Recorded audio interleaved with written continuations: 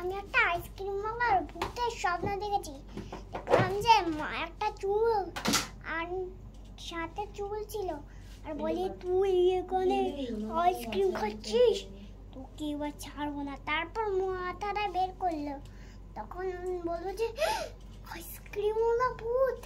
তারপরে ভয় পেল, পালিয়ে গেল, ছুটছিল।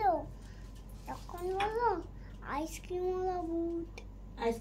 তাই স্বপ্ন দেখেছে বলেই গাইস, সেই জন্যই আমরা দেখো আইসক্রিম নিয়ে এসেছি।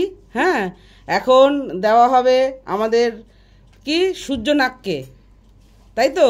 সূর্যনাককে এখন আইসক্রিম দেওয়া হচ্ছে। এই দেখো ওর দিদিভাই দিচ্ছ আইসক্রিম, এই দেখো, দেখেছো? দেখে আমার কাছে দাও কতটা আইসক্রিম, দেখে নি। দেখো কতটা আইসক্রিম, এই দেখো আইসক্রিম খাবে এখন। স্বপ্ন দেখেছে দুপুরবেলা বেচারা, যদি আইসক্রিমটা নাই দেওয়া হয় তাহলে মনটা কি হবে বাবা? মনটা কি হবে?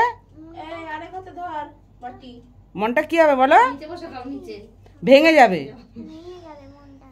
মনটা ভেঙে যাবে, তাই তো? ওই জন্য দেখো আয় চামচের উল্টো দিকে ধরছে, চামচ সোজা কোনটা নিয়ে আমার কাছে নিয়ে আয়।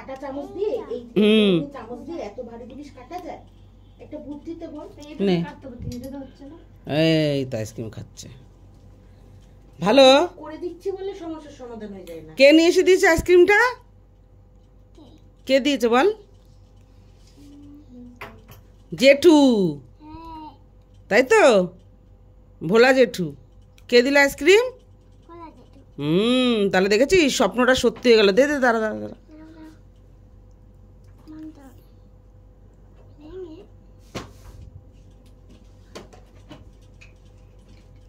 ঠান্ডা না?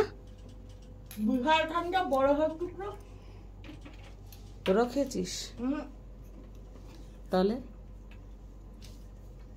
ছোট খাচ্ছিস? কই দেখি কতটা খাচ্ছিস বাবা। আর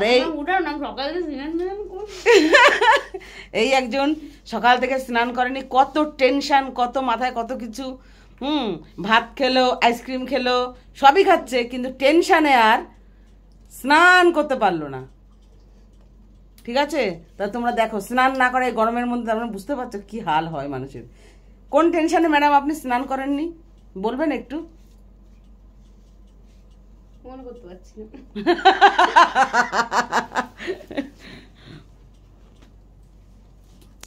আর এই একজন আইসক্রিম না খেয়ে বসে আছে, এক চামচ খেয়ে হয়ে গেছে। আর এই একজন করছে, হ্যাঁ ও ঠান্ডা লেগেছে। আচ্ছা, ঠান্ডাও খেতে পারবে না তাই।